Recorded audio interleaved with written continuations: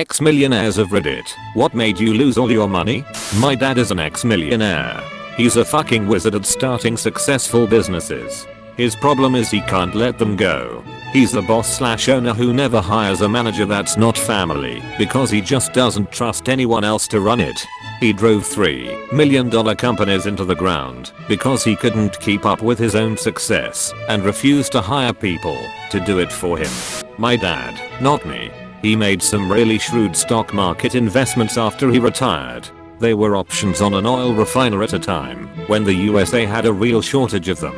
My dad had done a lot of research on this and studied the situation carefully. He got rich to the tune of maybe $2 million. He could have been set for life. My dad was already a really smart guy. He has a PhD in mathematics and was a highly respected big brain professional all the way back into the 1960s. However, he thought this took him to the next level. He bought a lot of newer options in the same company. I suggested to him that he diversify, put a bunch of money into something closer to an annuity or another conservative investment that would give him plenty of income forever. I told him, if he did that, he would always be rich. Well, he is pretty far from that now. I haven't said a thing about that to him since he lost everything. I did what I could at the time to save him from himself. But who was I? It pains me to see how it played out for him. He did a lot of things right in life. He deserved better, but there's no deserve in securities investing. Morals of this story. 1. You aren't an investment genius after your first blockbuster win. You need a track record. 2. Diversify. I have a relative who is a self-made millionaire many times over. He was the hardest working person I've ever known. As soon as he graduated from high school he got his real estate license and became a successful realtor. Within 30 years he opened a successful construction company, a store that sold kitchen cabinets, and owned over 20 rental properties. This wasn't enough for him, and he started renting out his properties to people that would pay him more to grow pot in. His granite company was used to ship the pot across state lines and now he's sitting in jail facing a minimum of 10 years. The government is coming after all his rentals and money. Not me, technically, but my grandma. So a little backstory. My great grandparents owned a luxury fur coat business and made an absolute shitload of money. When my grandma and her brother, my great uncle, had moved out from their parents' house, they were given a sizable amount of money. Not millions, but far more than the average person might get in such a situation to fund their adulthood. Great uncle ended up opening 2 businesses using this money, a gas station and a used car lot. He made pretty good money running these 2 businesses. We'll get back to him a little bit later in the story. Grandma however took this money that was given to her and blew a lot of it on fancy clothes, vacations, etc. She then got married to my grandpa and had 3 kids, and then he ended up cheating on her and took a bunch of her remaining money in the divorce. Meanwhile, great uncle was furthering his business ventures, opening a payphone business, helicopter tours, and all kinds of other shit. He was rolling in money at this point. Sometime later, my great grandparents died within months of each other. They then split their inheritance 2 ways, 1/3 of it going to my great uncle and 2/3 going to my grandma. The argument was that he was a wealthy bachelor with no kids and she was struggling to get by with a secretary job while raising 3 kids by herself. This ticked off my great uncle quite a bit since he knew what she had done with her previous huge handout. He was mad about the inheritance not being 50/50, but not something that he'd quit talking to my grandma over.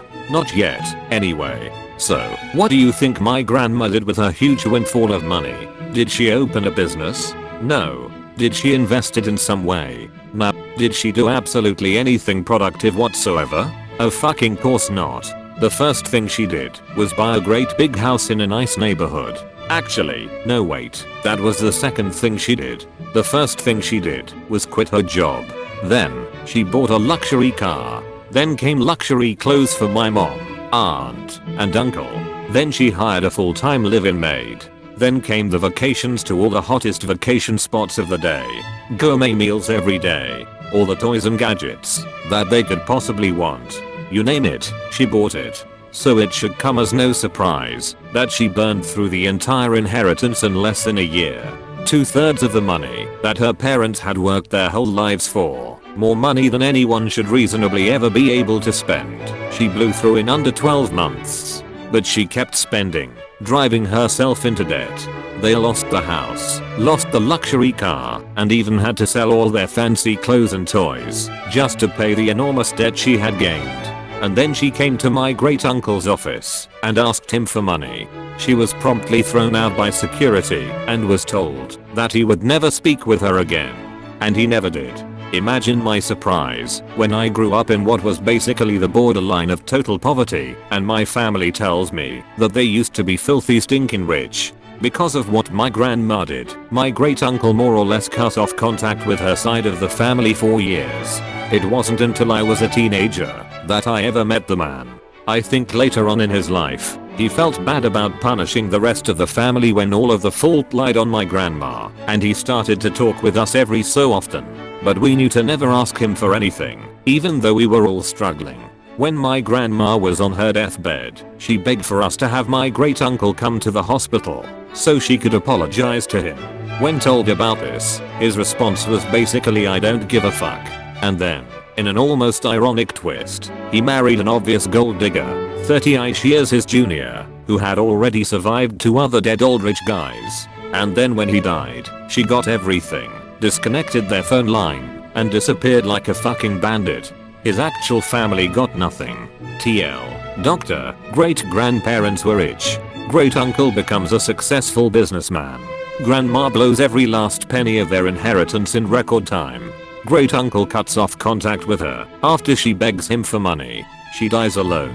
He dies and has his entire inheritance taken by his gold-digging wife. I'm still poor. I watched a guy at a casino somehow get a loan against his house, about 200k, and lose it. He looked suicidal. Apparently he was already in almost 50k and thought he could win it back. I got hired there, and I would leave on Friday and return Monday, and see the same people in the same clothes, who pissed and shit themselves, and were still sitting at the blackjack table gambling. My grandfather was a thrifty man, always was a DIY guy, hated hiring contract workers, except for my father, whom he introduced to my mother, and worked for nearly 40 years at our local GM plant.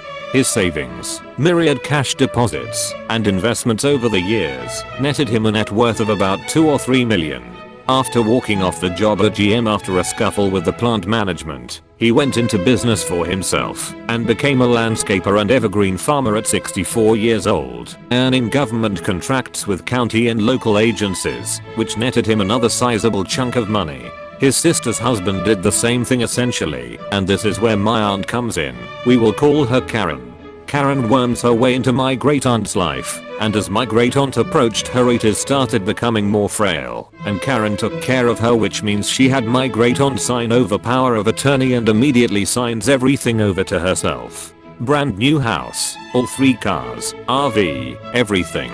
Consigns my great aunt to a convalescent home where she died, the will having been officially amended to award everything not already taken by Karen to Karen. My other great aunt died suddenly and left my mother as her executor of her modest will, which was basically the stuff in her house, as she was in the process of selling the house. I was very young, but I remember mom loading me and my 2 brothers into the car and flying down the highway to beat Karen to the house before anything turned up missing. We were successful and mom got to inventory and disperse everything properly. We ended up with, of all things, her turn of the century pasta crank and her big box of recipes. Grandpa by this point had developed cancer and slowed down his business. Now 75 years old, he had a nice, modest house on a nice chunk of extremely valuable land thanks to the explosive development there. Mom takes time off work to help grandma care for him until he too passes away, leaving everything to grandma. At this point, we move into grandma's house to help her around the house and to help her close and liquidate the business assets. After about a year, Karen worms her way in like a tick and things start disappearing, like farm equipment and other things. Her daughter's husband also had gone into the storage barn and trashed out a lot of family heirlooms, which also was where we kept a lot of our furniture from our home, which all ended up in a fire pit behind the barn. It wasn't long after this that Karen convinced grandma to let her handle her finances and Karen evicts us. Within 2 years, they sold the family home and land, liquidated all of grandpa's stocks and bonds, and fled to Florida. Karen had once again gained power of attorney and legally stole all of grandma's remaining assets. Grandma died ignominiously when she was given an insulin shot 20 times her supposed dose, and she went into DKA and died slowly and horribly in brain death. Out of an estimated $4 million inheritance, Mom and her 2 sisters were given an equal inheritance of $12,000. Karen kept the house, the cars, and ended up burning through everything. Obviously this ended up shattering the family, and now none of us speak to the other. Edit. 9 years and just got my first award. Thank you. You're too kind. I built a business worth $3 million, had a house worth $1.4 million, investments worth more than $2 million, 4 nice cars. Divorce laid me low. An ex-wife, a lawyer, and a judge stripped me of at least 3/4 of that. Left me with a Miata race car, a bit of money and 51% of my company. Still had to pay alimony. I gave up. I negotiated my way out of alimony by giving up more of the company, liquidated everything else, bought a boat and fucked off. 26 months later I sailed back into my life and started over. I've earned enough to live a modest retirement, and that's where I'm today. Don't get married, boys, it ain't worth it. I've done it twice. The first time was a disaster, the second time was an annoyance. Just my opinion and experience. I'm way too drunk and shouldn't have posted. Anyway, there it is. My dad retired quite well off after a long and fulfilling career. 2 weeks after retirement, he got diagnosed with cancer. He had good insurance, so a lot of the treatment was covered. But turns out, living with cancer is costly in a lot of other ways. My mom became a full-time caregiver. I was stuck in grad school. My sister was still in undergrad. He was still on the hook for our education, while our income was zero. They needed someone to make fresh meals for them thrice a day because my dad kept getting infections if he ate food from outside, and my mother couldn't keep up. Also, he began having food sensitivities, and it became expensive getting things he could stomach. Then he needed a counselor coming home a few times a week, and that got expensive.